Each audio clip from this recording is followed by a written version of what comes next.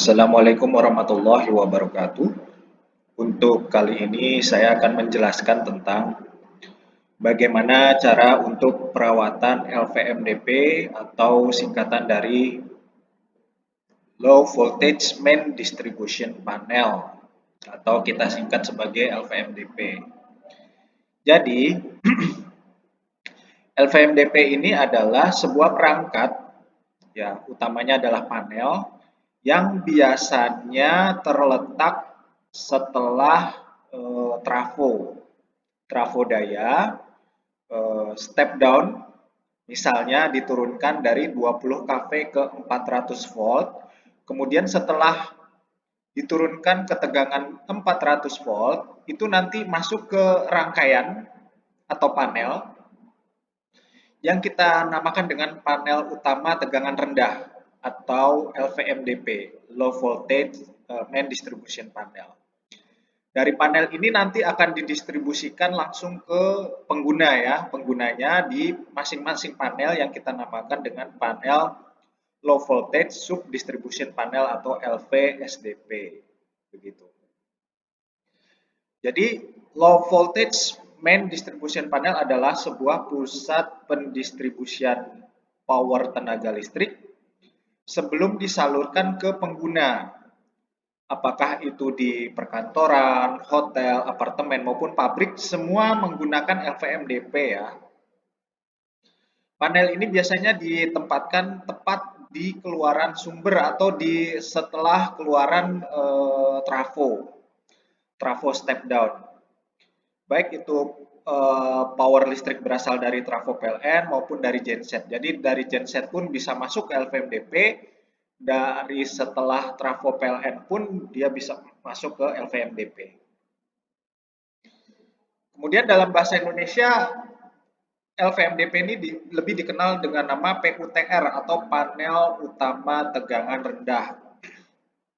Jadi LVMDP ini adalah sebuah induk kendali atau pusat kendali power di dalam satu bangunan, baik itu bangunan perkantoran, pergudangan, apartemen, hotel, pabrik, maupun tempat tinggal ya. Disebut sebagai pusat kendali power karena sebelum power atau tenaga listrik didistribusikan pada setiap pemakaian, power akan diproteksi terlebih dahulu, kemudian dikontrol dan disalurkan dari induk powernya atau dari trafonya ya, menuju ke panel LVMDP. Jadi setelah dari trafo, maka masuk ke LVMDP. Setelah dari LVMDP akan didistribusikan ke penggunanya. Nah, fungsinya apa sih LVMDP? Fungsi LVMDP adalah sebagai panel penerima daya dari transformator dan mendistribusikan daya tersebut ke panel yang lebih kecil, yaitu panel sub distribution panel atau low voltage sub distribution panel atau LVSDP. Kemudian fungsi yang kedua adalah menerima daya listrik dari transformer atau genset untuk selanjutnya didistribusikan ke panel-panel distribusi tenaga rendah, tegangan rendah ya, atau SDP tadi ya. Jadi dari LVMDP akan didistribusikan ke SDP. Kemudian pembagian distribusi listrik ke panel distribusi tegangan rendah dari melalui outgoing dari LVMDP menuju ke panel SDP atau panel distribusi. Nah, bentuknya seperti ini teman-teman. Ini adalah penampakan dari panel LVMDP ya. Di sini ada low break switch ya, load break switch atau LBS. Nah, ini nanti dari trafonya, dari trafo masuk ke LBS dulu, baru dari LBS ini didistribusikan melalui busbar di sini ya. Ini namanya busbar, di mana busbar ini fungsinya sebagai penghantar sama dengan kabel ya. Tapi kalau busbar ini kaku ya, kalau kabel itu kan lebih fleksibel. Tapi kalau busbar ini batangan tembaga gitu ya. Tapi fungsinya sama sebagai penghantar untuk menghantarkan tiga fasanya ya. Untuk menghantarkan tiga fasanya masuk ke nanti setelah masuk ke busbar, kemudian masuk ke sistem proteksi dan sistem kontrol, baru nanti didistribusikan ke panel-panel SDP atau panel penggunanya, gitu ya. Jadi dari trafo masuk ke LBS, kemudian masuk ke busbar, dari busbar masuk ke kontaktor dan MCCB sebagai proteksi dan sistem kendalinya, dari panel MCCB dan kontaktor ini, ya maka masuk nanti ke panel berikutnya yaitu panel SDP. Dari panel SDP ini nanti langsung masuk digunakan oleh pengguna. Listrik yang digunakan oleh pengguna. Nah, elemen dasar dari LVMDP itu apa saja? Yang pertama adalah busbar, yang kedua adalah pengaman utama, yang ketiga adalah pengaman cabang, kemudian casing atau box panelnya. Kita bahas satu-satu ya. Busbar. Busbar ini merupakan komponen penghantar listrik yang dapat menghantarkan arus dan tegangan listrik. Busbar dipakai untuk perakitan panel yang terbuat dari tembaga. Bentuknya seperti apa sih busbar itu? Ya, yang ini. Nih. Yang dimaksud dengan busbar itu yang ini. Jadi dia menghantarkan arus ya dan tegangan listrik. Nah, ini. Dari LVMDP menuju ke panel SDP atau panel pengguna. Nah, ini busbar bentuknya seperti ini. Seperti batangan ya, memang batangan tembaga busbar ini. Kemudian pengaman utama adalah terdapat pada sisi incoming-nya. Jadi sisi sumbernya ya, sisi sumbernya. Jadi sisi incoming merupakan sisi di mana panel mendapatkan input dari sumbernya, sumber energi listrik dari trafonya atau genset. Pengaman utama yang biasa digunakan dalam LVMDP adalah MCCB atau menggunakan ACB atau Air Circuit Breaker atau menggunakan OCB ya, menggunakan OCB. Kemudian tergantung pada kapasitas daya yang digunakan pada sistem LVM itu sendiri. Kalau dayanya mungkin 500 ampere gitu, arusnya 500 ampere ya, arus 500 ampere gitu ya, maka menggunakan MCCB itu bisa. Tapi kalau misalnya sampai ke 1000 ampere gitu ya, 1500, maka harus menggunakan ACB atau Air Circuit Breaker atau menggunakan OCB ya. Kemudian pengaman cabang. Nah, berbeda dengan pengaman utama, kalau pengaman cabang LVMDP ini sisi outgoing, jadi terletak pada sisi outgoing-nya. Kalau tadi pengaman utamanya pada incoming-nya dari sumber, sedangkan outgoing-nya itu nanti yang tersambung dengan penggunanya, ya, tersambung dengan penggunanya. Jadi sisi outgoing merupakan sisi di mana panel LVMDP mendistribusikan energi listrik menuju ke titik beban. Jadi outgoing ini yang masuk ke bebannya. Kalau incoming itu masuk dari sumber listriknya, kalau outgoing itu keluar ke beban listriknya gitu. Pengaman ini sering digunakan pada pengaman cabang yaitu MCCB. Jadi outgoingnya itu ada di sini teman-teman ya. Nah, jadi pengaman cabangnya di sini. Pengaman utamanya ada di LBS ini ya, LBS, kemudian pengaman cabangnya ada di kontaktor dan MCCB di sini setelah itu masuk ke pelanggan atau pengguna atau ke bebannya gitu. Jadi ini masuk ini dari incoming kemudian didistribusikan ke masing-masing MCCB gitu ya, ke sini gitu ya, ke sini juga, ke sini. Nah, dari MCCB ini masuk ke outgoing. Nanti outgoing ini nanti masuk ke panel SDP atau panel beban atau panel pengguna. Kemudian casing box, jadi harus ada casing box-nya ya. Jadi casing box panel ini digunakan untuk menempatkan peralatan listrik yang akan digunakan. Ada beberapa box panel yang tercantum proteksi terhadap debu dan air. Jadi memang ada persyaratan standar yang harus dipenuhi dalam sebuah box panel LVMDP. Di antaranya harus terbebas dari debu dan air. Ini menurut standar international protection. Jadi memang ada sertifikasinya ya.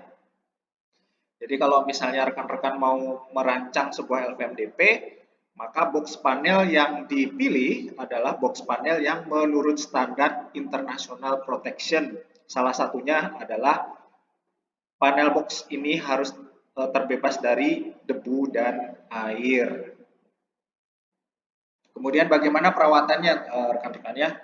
Metode pemeliharaan yang digunakan dalam pemeliharaan LVMDP ini adalah menggunakan preventif atau pemeliharaan preventif. Jadi pemeliharaan preventif adalah suatu cara yang ditempuh atas dasar perencanaan yang telah ditetapkan pada selang waktu yang telah ditetapkan dan bersifat pencegahan terhadap kemungkinan terjadinya gangguan atau kerusakan. Jadi sifatnya adalah mencegah terjadinya kerusakan. Kemudian landasan filosofis dari preventif ini, ya, pemeliharaan preventif ini apa ya? Karena landasan filosofisnya adalah pendekatan pemeliharaan preventif itu merupakan sebuah perawatan yang dilakukan sebelum terjadinya gangguan atau kerusakan sistem. Jadi mencegah terjadi kerusakan sistem. Jadi memang perawatan yang dilakukan untuk mencegah terjadinya kerusakan yang lebih parah. Nah, itu adalah preventif ya, pemeliharaan preventif. Kemudian kegiatan pemeliharaan dijadwalkan pada selang waktu tertentu. Itu ciri khas dari pemeliharaan preventif. Kemudian memperbaiki atau mengganti peralatan yang rusak atau terindikasi rusak sebelum kegagalan itu terjadi. Jadi dengan adanya pemeliharaan preventif ini diharapkan bahwa sudah bisa mendeteksi mana komponen yang akan rusak sehingga akan diganti lebih cepat, lebih awal sebelum terjadinya kerusakan yang lebih parah lagi. Itu fungsi dari pemeliharaan preventif. Keuntungannya apa sih pemeliharaan preventif? Yang pertama, handal. Kemudian keselamatan kerja lebih terjamin. Kemudian sistem atau mesinnya akan lebih awet. Kemudian biaya perawatannya akan lebih rendah. Kemudian waktu kerusakannya dapat diminimalisir, ya, bisa dicegah gitu ya, sebelum mesinnya itu akan rusak, benar-benar rusak. Kemudian cukup baik untuk mencegah terjadinya berhentinya operasi sistem yang tidak direncanakan. Jadi dengan adanya preventive maintenance ini akan dicegah terjadinya kegagalan operasional dikarenakan ada mesin yang rusak. Jadi bisa dicegah dengan cara pemeliharaan preventif. Kemudian sesuai ditetapkan untuk sistem yang memiliki sistem yang kritis ya, yang gampang rusak. Nah, itu bisa dicegah dengan melakukan preventif ya, pemeliharaan preventif. Kemudian tidak memiliki cadangan dan jadwal operasi yang ketat. Jadi kalau ada mesin yang tidak memiliki spare part, nah itu kan berisiko sekali. Jadi harus dilakukan preventif, pemeliharaan preventif secara berkala untuk diidentifikasi kalau ada peralatan yang rusak sehingga langsung diganti gitu ya, spare partnya langsung dibeli dan langsung diganti. Sehingga nanti tidak merugikan operasional kalau nanti di lain kemudian hari gitu ya, terjadi kerusakan mesin itu kan sangat merugikan perusahaan. Jadi harus dicegah gitu ya dengan cara pemeliharaan secara preventif. Kemudian kelemahannya apa? Nah, kelemahannya adalah pemeliharaan preventif ini bisa bersifat tidak ekonomis. Ada ya, walaupun tidak semua pemeliharaan preventif ini dapat bersifat tidak ekonomis. Kemudian waktu operasi mesin jadi lebih terganggu karena ketika kita melakukan preventive maintenance itu atau pemeliharaan preventif itu harus dipastikan memang mesin itu harus dalam keadaan off dulu. Karena kalau menyala itu kan berarti bertegangan, itu akan berbahaya sekali bagi orang yang melakukan pemeliharaan preventif. Jadi memang harus di-off-kan dulu mesinnya. Nah, kelemahannya kalau di-off-kan dulu berarti kan produksi tidak berjalan sehingga dikhawatirkan terjadi kerugian nanti tidak mencapai target produksi gitu ya dari perusahaan itu sendiri. Itu kelemahannya. Kemudian dalam preventif ya pemeliharaan preventif itu bisa dimungkinkan terjadi human error atau kesalahan manusia. Misalnya data yang salah, pengukuran yang salah dan sebagainya. Itu bisa terjadi human error. Nah, kegiatan monitoring. Metode monitoring untuk pemeliharaan LVMDP dilakukan terbagi dari dua metode atau dua metode atau parameter pemeliharaan. Yang pertama adalah monitoring secara visual, yang kedua adalah monitoring secara kinerja.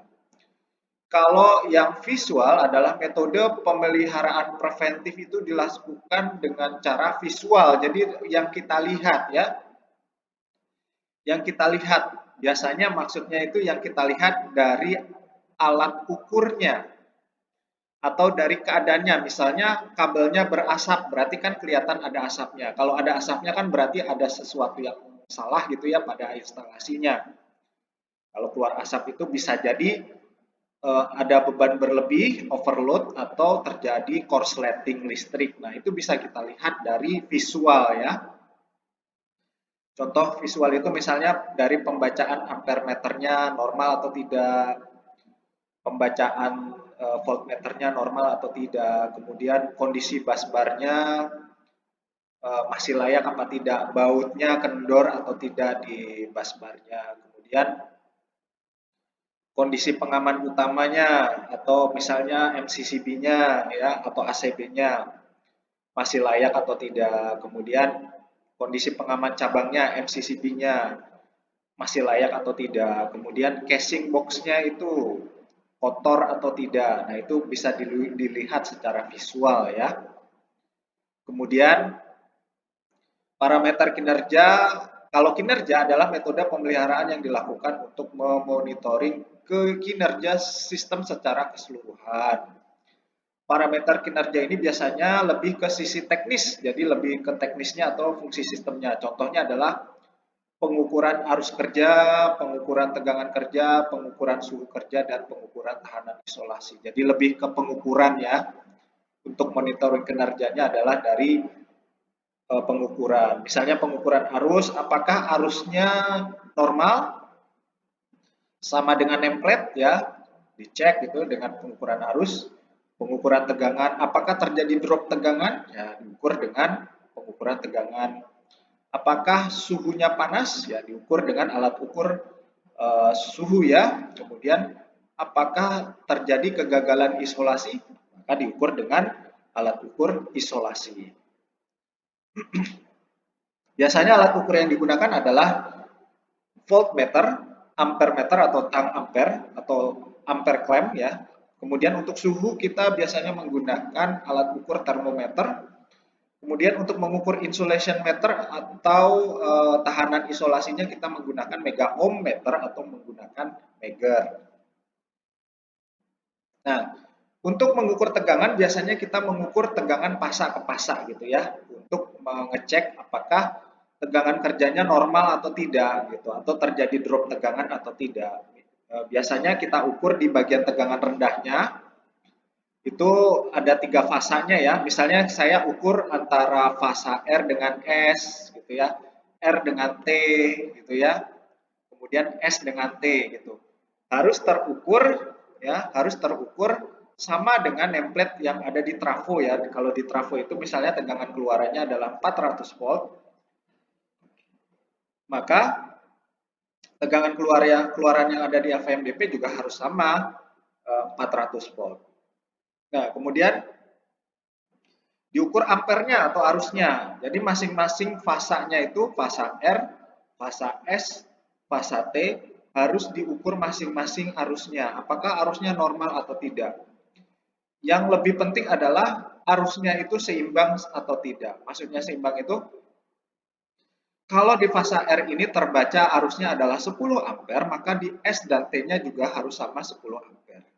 Gitu. Dan tidak boleh terjadi perbedaan yang signifikan. Misalnya di R-nya terbaca 10 ampere, di S-nya 20 ampere, di T-nya 30 ampere. Itu tidak normal. Jadi pastikan arus antara 3 fasa ini adalah sama atau seimbang. Kemudian termometer ini untuk mengukur suhunya, bahwa ketika terjadi gangguan itu suhu pada komponen itu pasti panas. Itu menandakan bahwa komponen itu sedang tidak normal. Jadi memang harus dicek suhunya. Kalau suhunya berlebih, ya, lebih misalnya dari 40 derajat Celcius, itu tandanya ada terjadi kerusakan pada komponen tersebut dan itu harus dilakukan tindakan ya, tindakan corrective maintenance gitu. tindakan pencegahan supaya nanti sebelum komponennya benar-benar rusak gitu ya, jadi harus dideteksi oleh pemeliharaan preventif, segera diganti dengan yang baru yang kondisinya lebih bagus, kemudian dinyalakan kembali sehingga komponennya diharapkan bisa bekerja dengan normal. Kemudian insulation tester digunakan untuk mengukur nilai isolasi dari LVMDP. Kemudian tahanan isolasi itu diuji untuk mengetahui apakah nilai tahanan isolasi LVMDP itu masih layak atau tidak, sesuai standar atau tidak. Biasanya untuk yang standar itu harus di atas 1 mega ohm, harus di atas 1 mega ohm menurut standar UIL itu harus di atas 1 mega ohm. Itu untuk menunjukkan tahanan isolasi yang normal. Kalau di bawah 1 mega ohm ya tinggal tergantung pada bebannya itu berapa. Jadi memang ada standarnya, bebannya berapa watt, kemudian dicocokkan pada isolasinya itu berapa ohm. Itu ada perhitungannya. Tapi menurut PUIL itu standarnya adalah sekitar 1 mega ohm. Di bawah dari itu ya tergantung ya, kalau jauh sekali misalnya sampai 0,5 sampai misalnya 0,5 kilo ohm misalnya, ya itu sudah tandanya sudah komponen tersebut dalam keadaan tidak normal, jadi memang harus dilakukan tindakan terkait dengan tahanan isolasinya, entah itu misalnya isolasinya harus ditambah atau diganti isolasinya dan sebagainya. Itu adalah pencegahan. Karena kalau isolasinya rendah, itu akan terjadi namanya korsleting listrik dan itu harus diwaspadai. Kemudian perawatan standar untuk LVMDP ya, ada yang periode bulanan, yaitu pemeriksaan lampu indikator, fuse holder ya dengan fuse-nya, kemudian memeriksa atau mengencangkan baut-baut di terminal kabel maupun di busbar gitu ya. Kemudian diperiksa kontak point untuk kontrol switch-nya, kemudian protection kontaktornya, misalnya dia menggunakan relay proteksi ya, menggunakan OCR, overcurrent relay itu dites gitu ya.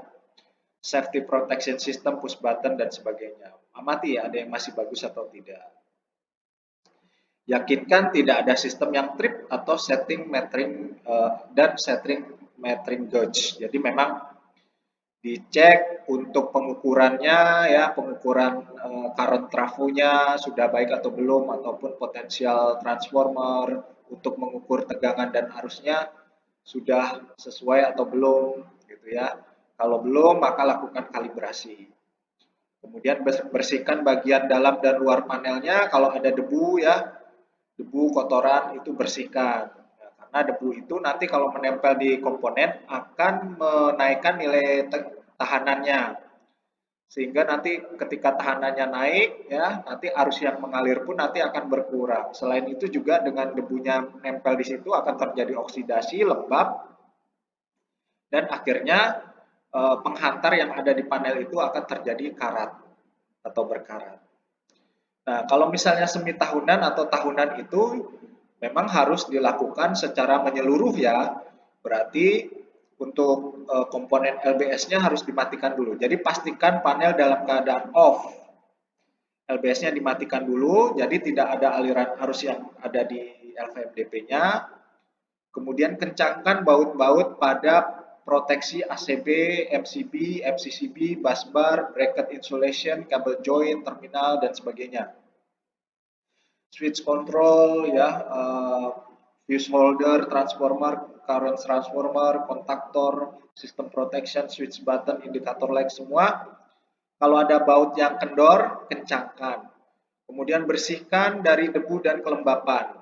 Bersihkan, berikan grease sedikit pada bagian yang bergerak, misalnya pintunya kan bergerak ya, tutup buka, bagian axle-nya bisa diberikan grease gitu ya supaya lebih lancar buka tutupnya. Kemudian amati moving atau fixing dari kontak poinnya ada yang hangus atau tidak. Misalnya kontaktor gitu ya. Misalnya kontaktornya perlu dibongkar gitu ya. Kemudian dilihat di kontaknya itu ada angusnya atau tidak. Kalau ada angus, maka harus dibersihkan ya dengan menggunakan kontak cleaner. Tapi kalau misalnya sudah parah ya memang berarti harus diganti dengan yang baru. Kemudian periksa kondisi dari cable insulation, jadi isolasi kabelnya menggunakan Megger bagus atau tidak. Kemudian busbar joinnya bagus atau tidak, keadaannya sudah menyambung dengan baik atau tidak. Pembatas antar fasenya berfungsi atau tidak. Bracket insulationnya berfungsi atau tidak, trafo dan current trafonya harus berfungsi ya. Kemudian dites untuk proteksinya, proteksi ACB, MCB dan MCCB-nya dites ya. Menggunakan tes auto protection system maupun manual system. Nah, ini adalah gambar dari load break switch-nya. Jadi kalau misalnya teman-teman mau mengadakan pemeliharaan preventif secara tahunan, maka harus dimatikan dulu dari bagian MCCB-nya ya. Jadi di bagian di sini nih teman-teman. Saya lengkap dulu ya. Nah, ini harus dimatikan dulu, pastikan sudah tidak ada tegangan, baru ini nanti kita lakukan pemeliharaan ya, pemeliharaan secara preventif. Nah, untuk mengecek apakah komponen-komponen ini masih dalam keadaan baik atau sudah ada yang rusak. Begitu. Oke. Nah, ini contohnya ya. Oh ya, ini contohnya, ini dimatikan dulu. Pastikan tidak ada tegangan ya. Teman-teman bisa tes dengan menggunakan test pen ya, karena ini tegangannya sudah tegangan rendah ya, sehingga teman-teman bisa tempelkan test pen itu tidak ada masalah. Pastikan tidak menyala test pen-nya. Kalau sudah tidak ada tegangan, boleh dicek satu persatu bagian kontaktornya, MCCB-nya gitu ya, MCCB-nya. Kalau ada ACB di sini, ACB-nya dicek juga gitu ya. Kemudian untuk perawatan MCB-nya itu dibersihkan ya bagian MCB-nya, kalau berdebu dan kotor itu menggunakan vacuum cleaner kalau ada debunya. Kemudian baut-baut di sekitar MCB itu dikencangkan supaya tidak timbul panas. Jadi terminal sambungan di MCB harus dikencangkan kalau misalnya dia longgar gitu ya. Kemudian secara berkala MCB ditrip secara elektrik untuk meyakinkan apakah masih berfungsi normal atau tidak. Biasanya kan di MCCB kan ada tesnya gitu ya, di tes dia trip atau tidak secara elektrik. Kemudian untuk pemutus tenaga misalnya menggunakan ACB ya, pastikan ACB-nya tidak dalam keadaan beroperasi ya, bisa dicopot dulu gitu ya, misalnya dicopot, kemudian pastikan pegasnya tidak hilang atau lepas atau patah dan bersihkan dari kotoran untuk pegasnya. Lepaskan arch hood ya, periksa apakah ada yang retak atau hangus. Jika ada, maka perlu untuk diganti. Bila ditemukan retak atau hangus, segera diganti. Nah, periksa atau bersihkan kontak utamanya, cocokkan dengan standar pabriknya atau rekomendasi pabriknya. Kemudian, dalam keadaan arch hoods terbuka, pemutus tenaga dimasukkan, lihat pergerakan dari kedua kontak, masih sejajar nggak, gitu ya. Kemudian berikan pelumasan secukupnya sesuai dengan standar pabriknya. Kencangkan baut-baut yang ada di sekitar pemutus tenaga kecuali engsel, karena engsel ini kan harus bergerak jadi tidak boleh dikencangkan gitu. Kemudian periksa tanda keluar dan masuknya apakah sudah sesuai dengan standar posisi pemutus tenaganya. Bila lakukan penyetelan atau kalibrasi sesuai dengan buku petunjuknya. Ini contoh pemutus tenaga ya, menggunakan air circuit breaker atau ACB. Nanti teman-teman lihat bagian atasnya itu ada arch cute-nya di sini. Nah, jadi seperti ini. Ya, ini arch cute-nya. Fungsi dari arch cute ini apa sih? Fungsi dari arch cute ini adalah kalau terjadi kontak itu dikhawatirkan ada busur listriknya. Jadi kayak busur api gitu ya, tapi ini busur listrik. Jadi kayak ada listrik yang seperti petir gitu ya, halilintar menyebar gitu. Nah, ini terjadi pada saat pertama kali kontak listrik. Nah, sehingga terjadi percikan busur listrik. Nah, arcute ini fungsinya untuk meredam busur listrik sehingga tidak menjadi api. Kalau terjadi api, maka akan terbakar. Maka untuk mencegah itu dipasang namanya arcute. Nah, ini adalah untuk peredam busur listriknya. Seperti itu. ये arcute निकाला जाता है. Jadi dimasukkan di atasnya. Jadi posisinya ada di atas nih rekan-rekan. Posisinya ada di atas dari ACB ini. ACB atau pemutus tenaga. Jadi dia bisa dipasang, bisa dilepas dari bagian atasnya. Seperti ini. और arcute डालने का मतलब क्या है कि arcute लगाते हैं Ya. तो ये contact है main. जब ये इसको charge Di करते dalamnya ada kontaknya ya. Kontaknya nanti akan kita tes apakah kontaknya masih dalam keadaan bagus atau tidak. Nah, ini posisinya ya. Arcute-nya ada di atas. Tinggal dipasang saja. sparking होता है. Nah, gitu bisa dipasang atau dilepas. Sparking Gitu ya teman-teman ya. बाहर निकलने की वजह से आग लग सकता है, इसके लिए ये इसको वापरा जाता है. इसका नाम है arcute. Pasang lagi seperti ini. तो इसको इस तरीके से डाला जाता है. Nah, dipasang seperti ini. Nah, seperti ini. Nah, pastikan arcute-nya ada yang gosong enggak? Kalau ada yang gosong itu dibersihkan ya, dibersihkan. Atau kalau udah ada tanda-tanda terbakar, ganti dengan arcute yang baru, yang sesuai dengan standar pabrikannya. Kemudian yang kedua ini adalah pengetesan setelah arcute-nya itu dilepas gitu ya, pengetesan kontaknya. Kontaknya masih sejajar atau sudah ada yang terbakar gitu ya, ada yang gosong gitu ya. Misalnya gini, ya nanti dites kontaknya. Di bagian ACB masih. Nah, kontaknya masih sejajar nggak atau ada yang sudah rusak nih di kontaknya, sudah tidak sejajar lagi.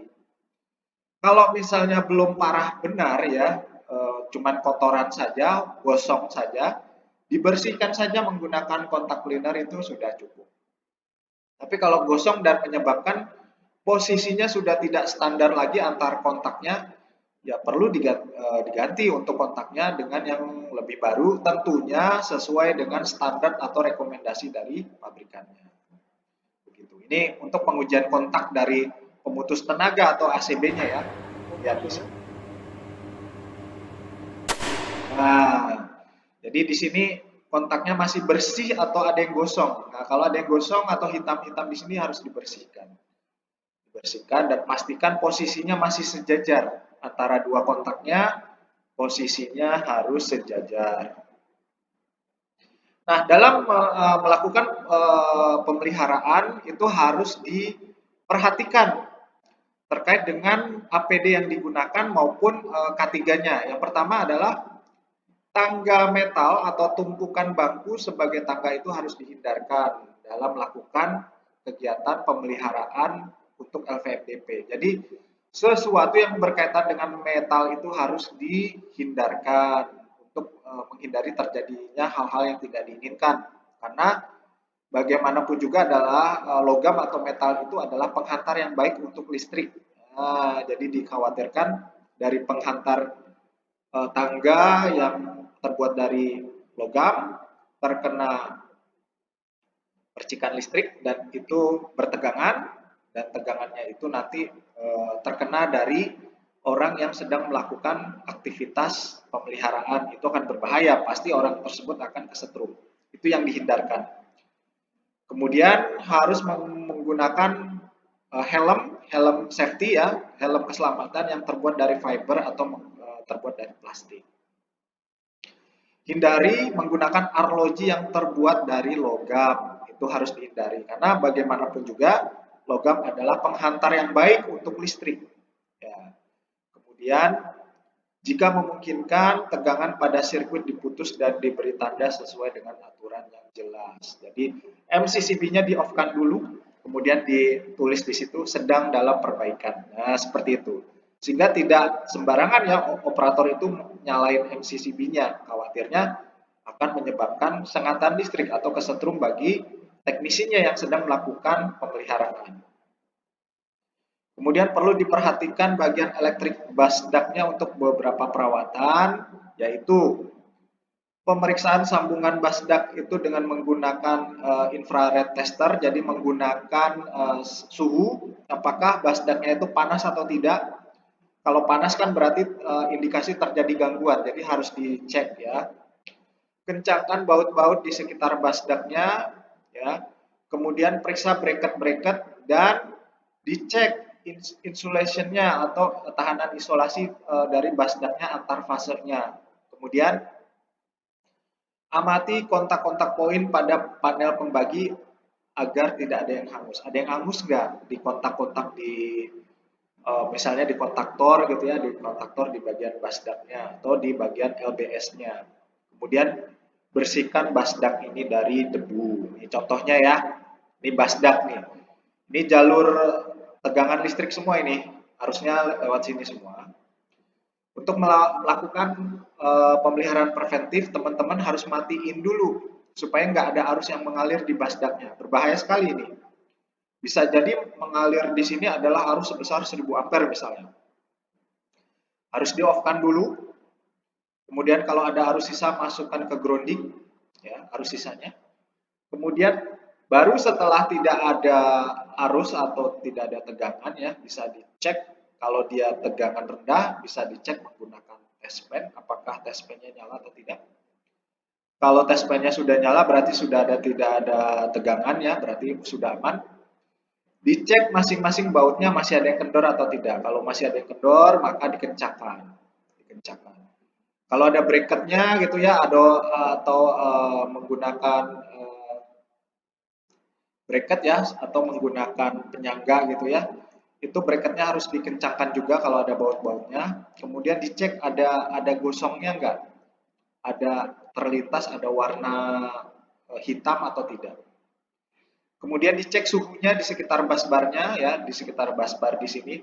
Apakah suhunya sudah melewati suhu yang normal? Misalnya suhunya sudah melewati 40 derajat Celcius. Kalau sudah melewati 40 derajat Celcius, berarti ada gangguan di sekitar jalur busbarnya atau busdaknya. Jadi memang harus dilakukan tindakan ya setelah ditemukan pada aktivitas pemeliharaan preventif. Jadi dicek busbarnya, kekencangannya, kemudian suhunya gitu ya. Suhunya apakah panas atau tidak. Kalau terjadi panas berarti terjadi gangguan, jadi harus dilakukan perbaikan atau tindakan.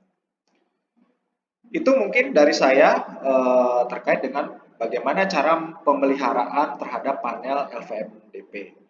Terima kasih. Assalamualaikum warahmatullahi wabarakatuh.